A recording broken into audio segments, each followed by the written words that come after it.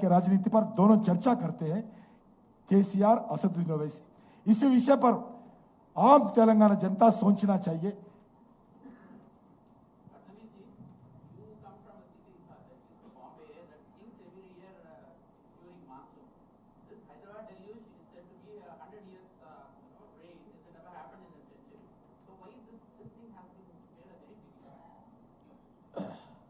देखिए, दोनों शहरों में अंतर यह है कि मुंबई ये समुद्र के किनारे पर है, तो जब हाई टाइड होता है उस समय और टॉरेंशियल रेन्स होते हैं, ऊपर से पानी आता है और पानी शहर के बाहर नहीं जा सकता, उसको पंप आउट करना पड़ता है।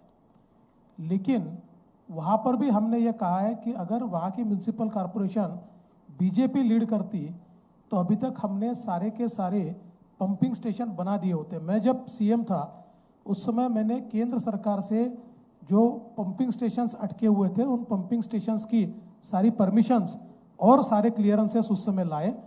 तो मुझे लगता है कि वहाँ की और यहाँ का कंपैरिजन इसी एक कारण से नहीं हो सकता है। కిషన్ రెడ్డి గారు, నేను మధు అండి, భారత్ టుడే నుంచి ఇక్కడ సార్ ఇటు ఓకే. హైదరాబాద్లో రోహింగ్యాలు లేరు అని చెప్పేసి టీఆర్ఎస్కి సంబంధించిన వాళ్ళు చెప్తా ఉన్నారు. నిన్న మంత్రి కూడా మాట్లాడారు, తలసాని శ్రీనివాస్ యాదవ్ గారు. అసలు రోహింగ్యాలు ఎంతమంది ఉన్నారు హైదరాబాద్లో, మీ దగ్గర ఏమైనా లెక్క ఉందా? మీకు ఒకటి క్వశ్చన్, ఇంకో సేమ్ థింగ్ రిలేటెడ్ క్వశ్చన్ ఒకటి బండి సంజయ్ గారికి.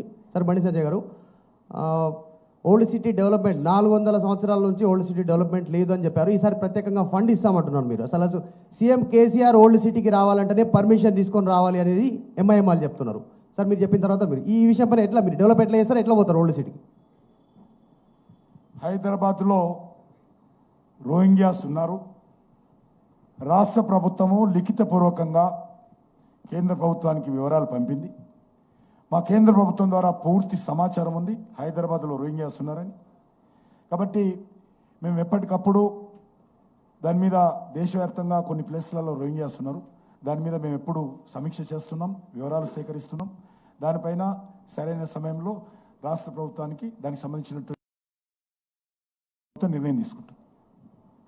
హలో, ముఖ్యమంత్రి ఓల్డ్ సిటీ రావాలంటే, ఓల్డ్ సిటీకి రావాలంటే ముఖ్యమంత్రి గారు కూడా పర్మిషన్ తీసుకోవాలంటే మేము అదే భాగ్యనగర్ ప్రజలు సూచిస్తున్నాం. ఎంఐఎం కనుక మేరైతే ఈ రాష్ట్రంలో 2 ముఖ్యమంత్రులు కాబోతున్నారు, 2 జెండాలు ఎగరబోతున్నాయి. దీన్ని భాగ్యనగర్ ప్రజలు స్వాగతిస్తారా? ఎంఐఎం పార్టీకి అవకాశం ఇద్దామా? ఇది ఆలోచించాల్సిన, దాన్ని ముఖ్యమంత్రిగా స్పందించాలి, టీఆర్ఎస్ పార్టీ స్పందించాలి. టీఆర్ఎస్ పార్టీ ఎందుకు ఖండించలేకపోతుంది, ఎందుకు భయపడుతున్నది? అభివృద్ధి విషయంలో ఇవాళ ఓవైసీ గారు ముఖ్యమంత్రి గారు చాలా సందర్భాలు కలుసుకుంటారు, అర్ధరాత్రి కలుసుకుంటారు, మధ్యాహ్నం కలుసుకుంటారు, పొద్దున కలుసుకుంటారు. వేరే ఎవరికి ఇద్దరు మాత్రం పక్కా కలుసుకుంటారు. కలుసుకున్నప్పుడు ఇన్నిసార్లు కలుసుకున్నప్పుడు హైదరాబాద్ ఓల్డ్ సిటీలో ఎందుకు కంపెనీలు, ఐటీ కంపెనీలు వస్తలేవు? హైటెక్ సిటీ అభివృద్ధి చెందుతున్నది, కొండాపూర్ అభివృద్ధి చెందుతున్నది, పటాన్చెరు అభివృద్ధి చెందుతున్నది. మరి ఓల్డ్ సిటీ ఎందుకు అభివృద్ధి చెందుతుందని చెప్పి ఎందుకు వీళ్ళిద్దరు మాట్లాడుకుంటూ చర్చించుకోవట్లేదు? దానికి స్పందన చెప్పాలి. అందుకే మెట్రో లైన్ ఎందుకు రావద్దు అనుకుంటున్నారు? దీన్ని దృష్టిలో ఉంచుకొని పాత బస్తీనే భాగ్యనగరం మార్చుదాం ఏమంటున్నాం. కానీ టీఆర్ఎస్ పార్టీ, ఎంఐఎం పార్టీ పూర్తి భాగ్యనగరాన్ని పాత బస్తీగా మార్చే ప్రయత్నం చేస్తున్నది. కాబట్టి ఆ స్థాయిలో అభివృద్ధి అని చెప్పి తప్పకుండా ప్రణాళిక తప్పకుండా అభివృద్ధి చేస్తున్నాం. ఒక్క నిమిషం దయచేసి మీ అందరినీ రిక్వెస్ట్ చేస్తా ఉన్నాను. ఈ యొక్క జిహెచ్ఎంసీ మేనిఫెస్టో మహారాష్ట్ర నుంచి మా మాజీ ఉప ముఖ్యమంత్రి గారు, మా ఆల్ ఇండియా జనరల్ సెక్రటరీ అందరూ వచ్చి తెలంగాణ ప్రజల ముందు, ప్రధానంగా హైదరాబాద్ నగర ప్రజల ముందు పెట్టారు. కాబట్టి ఇందులో ఉన్నటువంటి విషయాలన్నీ కూడా ప్రతి హైదరాబాద్ జిహెచ్ఎంసీ పరిధిలో ఉన్నటువంటి ప్రతి ఇంటికి, ప్రతి వ్యక్తి దగ్గరికి చేరాల్సినటువంటి అవసరం ఉంది. ఆ యొక్క సహాయ సహకారాలు మీరు అందించాల్సిందిగా మీ అందరినీ కోరుతా ఉన్నాను. కంపేర్ చేసుకోవాలి. టీఆర్ఎస్ పార్టీ గత 2 మేనిఫెస్టోలో ఏం చెప్పింది, ఏం చేసింది. ఈరోజు భారతీయ జనతా పార్టీ హైదరాబాద్ ప్రజలకు అవసరం ఉన్నటువంటి మేనిఫెస్టో ఏ రకంగా పొందుపరిచింది. కాబట్టి ఇది చేరాల్సినటువంటి అవసరం ఉంది. కేసీఆర్ ఏమో రాజనీతి చేయాలనుకుంటున్నారు, టీఆర్ఎస్ పార్టీ మేమేమో గుడ్ గవర్నెన్స్ చేయాలనుకుంటున్నాం హైదరాబాద్ నగరంలో. కాబట్టి గుడ్ గవర్నెన్స్ ద్వారా ఏ రకంగా ఈ మేనిఫెస్టో ద్వారా హైదరాబాద్లో ఉన్నటువంటి సమస్యలు పరిష్కారం చేస్తూ హైదరాబాద్ని ఒక నిజంగా ఏ రకంగా అభివృద్ధి దిశలో తీసుకెళ్లాలనేదే మా లక్ష్యము. కాబట్టి నేను మీ అందరిని కోరుతా ఉన్నాను. పాలిటిక్స్ మాట్లాడడానికి అనేక రకాల సమయాలు ఉన్నాయి. కాబట్టి ఇది ఓన్లీ గుడ్ గవర్నెన్స్ మీదనే ఈ మేనిఫెస్టో ద్వారానే ప్రజలకు బీజేపీ సందేశం చేరవేసేటువంటి ప్రయత్నంలో మీ సహాయ సహకారాలు ఉండాలని ఇక్కడ ఉన్నటువంటి అందరు రిపోర్టర్స్ నేను మనస్ఫూర్తిగా కోరుతా ఉన్నాను. Sir. Hello, sir. This is Panikiran from Hans India. You assured you assured private schools to give certain concessions in your manifesto.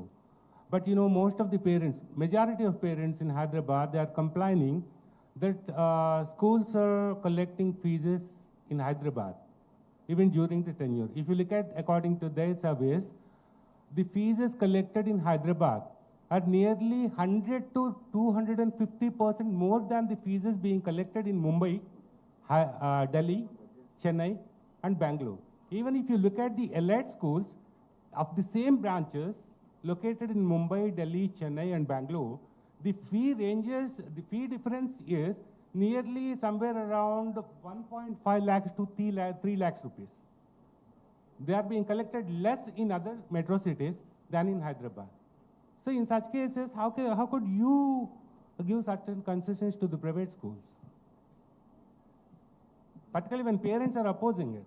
And teachers are opposing that we are not paid salaries for last almost like say 8 to 9 months. But Paniharan ji, there is a fee regulation committee in the state that is not being implemented in Hyderabad.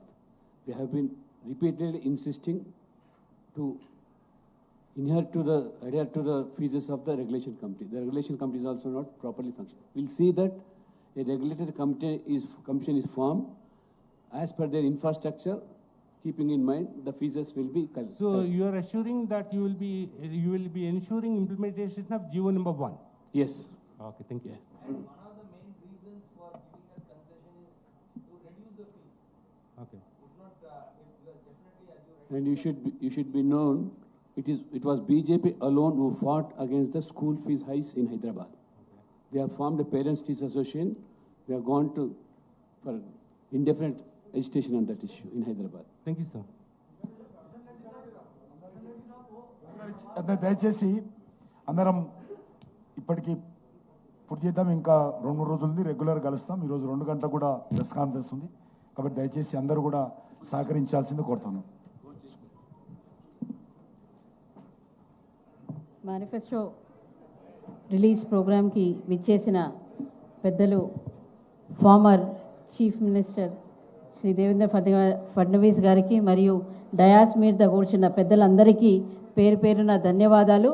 మరియు ఇక్కడికి media నుండి వచ్చిన senior జర్నలిస్టులు మరియు రిపోర్టర్లు మరియు కెమెరామెన్లు అందరికీ కూడా పేరు పేరున ధన్యవాదాలు తెలుపుతున్నాం. ఇంతతో ఈ కార్యక్రమం ముగిసిందండి.